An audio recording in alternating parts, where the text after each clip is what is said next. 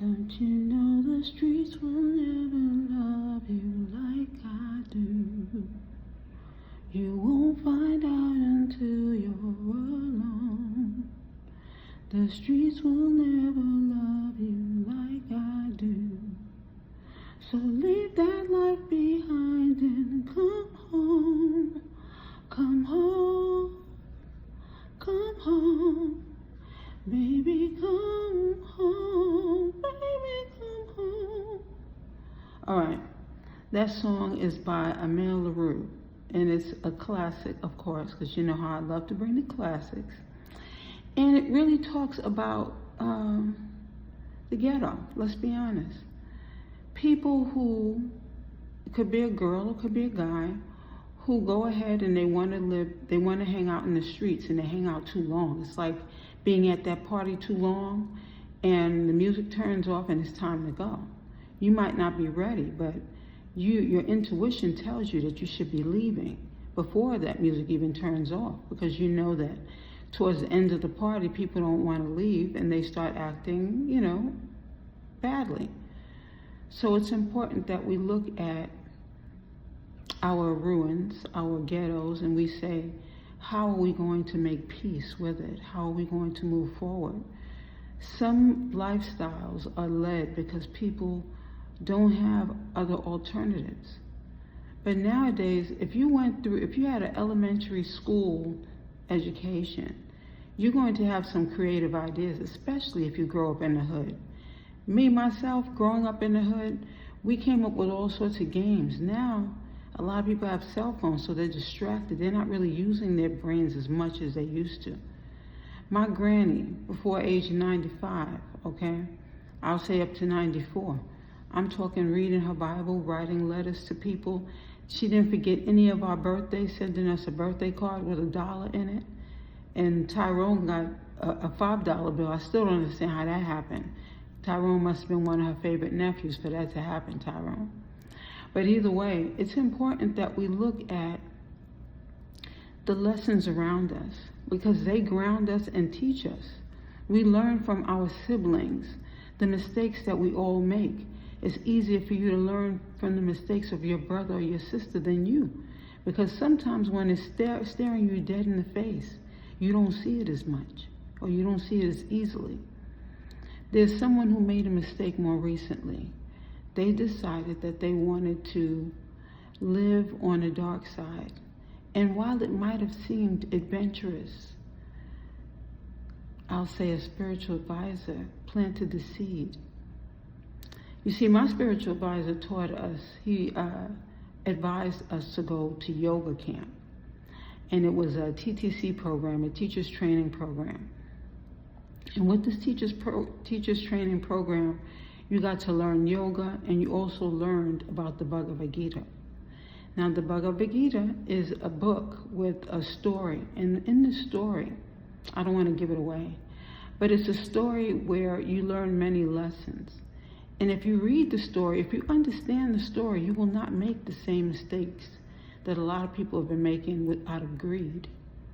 You see, we can always learn and live vicariously through other people, meaning you can see a person's story and you can learn from it. And if you can learn from their story, you won't make the same mistakes. Sometimes it's important to get away from your environment and see things from a different perspective. People laughed when I said that I went to quiet camp. I went to the 10-day quiet ministry. With this ministry that I went to, excuse me, it was vegetarian food, and you got to meditate and pray for 10 days, and there wasn't a whole bunch of talking. You had tea, and you had, a light breakfast, you had lunch, and, a light tea at the end of the day. It was important for me to touch bases with my spirituality. That was my experience. And although it's called Vipassana, before I forget to say it, and Vipassana, some people say, are you Christian? What are you? Sometimes when you go to other environments and you learn that, and I think Vipassana, the thing that I learned is my connection with God is the most important thing. And by me going to this and having to be quiet and having to make that necessary connection with God, I got to see religion on a whole different level. I got to see that my relationship with God is most important. We can put different names on it, Christian, Jewish, Muslim. You know, I've had the exposure to all of those. You know, I love the closeness of Islam and how the sisters come together and the closeness of that. And I loved being able to feel more protected when the brothers made sure that the sisters were covered, you know, and protected. You know, I feel like we can all learn from other religions, just like we can learn from other cultures. When we close the door and not be open-minded, especially when everyone is still serving the same God. When we close the door and we don't at least open ourselves to the possibility that maybe we've made a mistake of having such separations between us. If Malcolm X and Martin Luther King can come together and be able to really work together, and Muhammad Ali also, how on earth could we not have taken some of those lessons? They all came from the hood, and they learned great lessons. And are we learning from them, or are we going backwards? Because even with our history, you can look at it as his story, or you can look at it as our story. We all have different stories, but it's important that we connect. We could be learning certain things from the Christians, as well as the Christians learn things from the Muslims, as well as the Muslims learn certain things from the, what do you call them, the Jehovah's Witnesses. I've also gotten to see their platform because my sister was once she was once a Jehovah's Witness, my older sister. And being able to just see how the cultures, because of our languages, because we have separate languages, that also separates us. When we learn more about the other person's language as well as their culture, we come together. Our separation, our division that we're going through right now has left a bitter taste in a lot of people's mouths, separating us. COVID did enough of that already. It's important that we come together. When I sing the song, "The streets will never love you like I do," we're looking at it from a mother's perspective with her children out there, not knowing if they're safe because sometimes they don't want to come in on time and they're getting caught up in mischief. Or you could look at it as your man being out there and him thinking that he's making money quickly and he needs to bring it home to you, and how he's making a sacrifice of his people when he does that, because he's poisoning his own people. How could you poison people and think that that sacrifice is not going to come home to haunt us? Because you put your hands in it, that's blood. And that's blood money that we now share. We can't ignore that. So when I say the streets will never love you like I do, I'm even talking about my students. The streets can never cover the love that you have at home, especially when you have that love at home. Everyone doesn't even have it at home.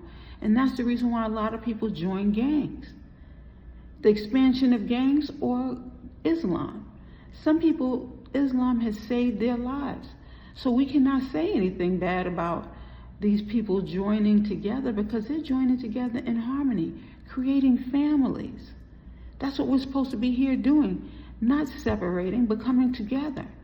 And so long as we look at these different things, these different attributes that we can all bring to the table. You know, the firemen had a dinner where the firemen cooked for the community recently. And the families that came out, getting to know what the firemen do. You know, a lot of children don't know all that goes on with the firemen, why it's so important to have a fire station in your neighborhood. We don't know a lot of things, or our children don't know enough things, and it starts at home. We start teaching them in the household so that when they go out there, they will look at our home as a safety place, and it will look at it as a safe place, and they'll want to come home, and they'll enjoy being able to speak to each other, and they'll enjoy speaking to you whether you are a single parent or not. You know, it was a beautiful thing today. I saw a man who had to take care of his two daughters, and it was beautiful because Some women don't have fathers. They've not had fathers to grow up in the household. So now they choose men or let men choose them, and they make poor choices. It's important that we begin to see more families coming together. You know, Blackish, that show that comes on is coming on to show us that the family is not just a fairy tale. Do you want that fairy tale? If you call it a fairy tale, how do you make it real in your life? By making the better choices. Listen to the person when they speak. See if this person is compatible with you. If the conversation isn't right, if the energy isn't right, then maybe you guys can just be friends. Maybe you can learn from each other, because that's still growth. We don't have to be boyfriend and girlfriend. We don't have to be man and woman, husband and wife. We can be friends, learning, so that I can see what that looks like, and you can see what it looks like on your end. It is important that we leave the streets alone and we decide to come home and decide to make better choices so that our households will be a healthier space for our children to grow up in, and that we can still work on our own weaknesses, joining together by making them strengths. So it's important that we look at all these different things.